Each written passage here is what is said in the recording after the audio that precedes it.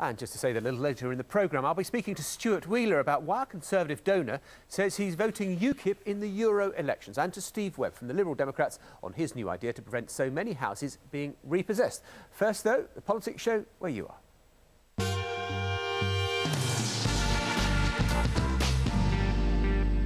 Good afternoon, welcome to the Politics Show in the Midlands. Coming up today, curry controversy. Is recruiting women the solution to a shortage of chefs? And join me live to find out why voters will be spoilt for choice when it comes to saying no to the EU in this year's European elections.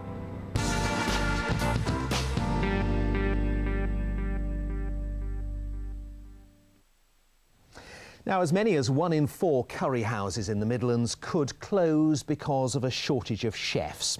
That's the claim of restaurant owners, who are calling for immigration rules to be altered so that the gap can be filled with skilled chefs from overseas. The government is digging its heels in, though, wants the industry to look elsewhere. In a recent parliamentary debate, the MP with us today, Birmingham Erdington MP Sean Simon, suggested that employing jobless women within local Asian communities might be the answer. Well, one Birmingham restaurateur has branded the solution as ridiculous and offensive. But is it? Colin Pemberton has been investigating. In the West Midlands, we can choose from 1,500 Indian restaurants and takeaways. They employ around 13,000 workers. But in the kitchens, there's a crisis. They're seriously short of skilled chefs. Most Indian restaurants are run by first-generation Bangladeshi families, but their second-generation young men are turning their backs on the industry. They're looking for a professional jobs, such as soliciting, accounting, etc. To become a chef, a skilled chef, they need at least 3 years, have to work in the kitchen. And the work, if I describe, is peeling onions, garlics, and blending the strong spices. This is the reason they don't want to work, and also the unsociable hours. The most direct supply of skilled chefs is from Bangladesh, Pakistan and India. But restaurant owners say a new points-based system operated by the UK Border Agency makes it more difficult to bring them in. The government says it recognises the shortage problem and has included skilled chefs on what's called the shortage occupation list. The Border Agency says that if a restaurateur here can guarantee and prove that it'll pay a skilled chef at least £8.10 an hour, it should have no problem bringing in a chef. But the body which advises on who should be on the shortage occupation list has been asked by the government to review in September the position of skilled chefs. The restaurateurs fear that if they're taken off the list, it'll make their crisis even worse. One award-winning restaurateur in Birmingham believes the government is unfairly involving the ethnic food sector in its attempts to curb immigration of workers from outside the EU. Every time the government wins to win a vote, in my view, is constantly associating illegal immigration with the work permit holders that are coming to do a legitimate work and paying the relevant taxes. My issue is, firstly, they need to separate the two and stop misleading people and giving the impression that the sector is employing and bringing people illegally. So is the answer to train people already here up to the level of skilled professional chef? South Birmingham College in Hall Green has a 10-year-old catering department. They say calls for a specialist curry college in London are unnecessary. They have all the facilities. The government just needs to make the training fit what the restaurants require. What they want is a very, very practical course in the skills of working in a restaurant that they can translate into profit. The thing is, they don't go hand in hand. We have to work within the guidelines that the government set us, i.e. an MVQ. But the range that they have to cover in MVQ isn't sufficient, or is too broad, if you like, for the restaurant itself. And what of Erdington MP Sean Simon's controversial call for Asian women to become professional chefs? Veena Verma was voted International Indian Chef of the Year in 2001. She's been a tutor at South Birmingham College for 10 years. She says cultural restrictions for women can be overcome. Not many husbands would like their wife to go out and do the, male-dominated area in the work in the restaurant, which is a very demanding job. So if there is a separate institution, where you can train the women and they can be feeling confident when they go out.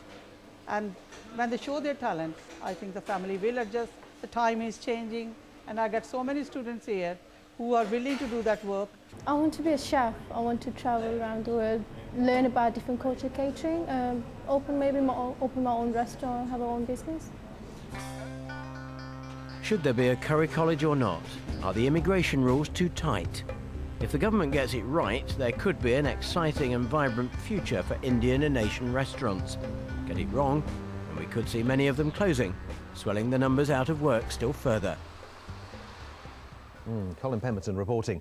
So the government's got to get it right, but how to do it? Well, with us now, Skills Minister and MP for Birmingham Erdington, Sean Simon. Welcome to the Politics Show. Hi, Michael. Can I start with your suggestion about Asian women who are at home working in the restaurant kitchens to relieve the skills shortage? Now, Jabba Khan, who was the restaurant director we saw at the end of that report, has written a whole paper on this in which he describes your view as offensive to industry professionals who have trained long and hard for their job. Does he not have a fair point?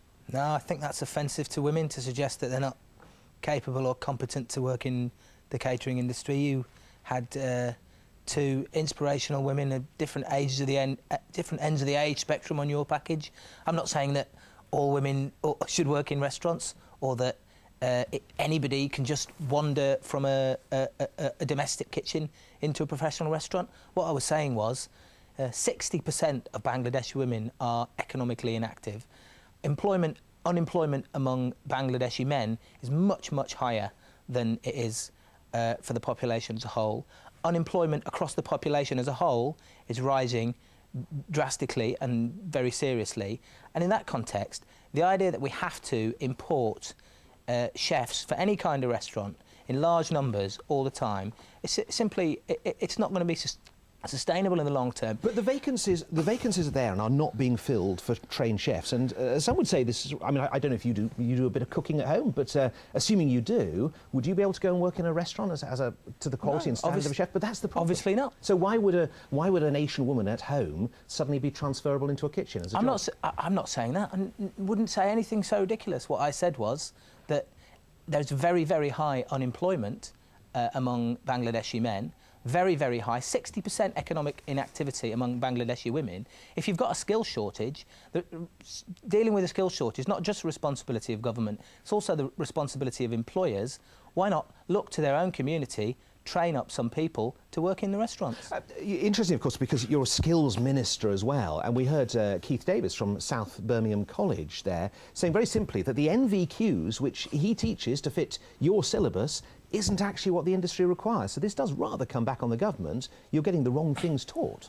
Well, if what he's saying is that the NVQs need to be more flexible, we're actually making them more flexible. We're moving to a new system which is much more unitised, where you can do much more bite-sized chunks of learning, all accredited onto one framework, which will enable much more range and broadness and much more targeting and flexibility. But this is long term, isn't it? Well, it's happening now. It's not finished, but it's happening now. We've got a summit, a special curry industry summit next month in London, where the Secretary of State and I and other figures from the government will meet representatives from right across the ethnic restaurant industry to find out exactly what shortages they have, exactly what they need to do. And you're not just playing politics over immigration on this one, because that's a criticism put to you. This is not about immigration, it's about employment.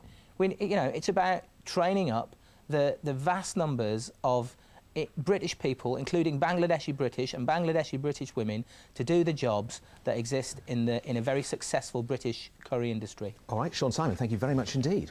So, what's your view? Is Sean Simon right to suggest that women could help meet the apparent shortage of curry chefs? Or is it irresponsible and offensive, as has been suggested? Well, you can get in touch with us now. Please do, either by email through our website, that's bbc.co.uk/politicsshow. Click on the West Midlands link, or you can give us a phone call now, 0845 300 1138. There's the number, and I'll have some of your comments a little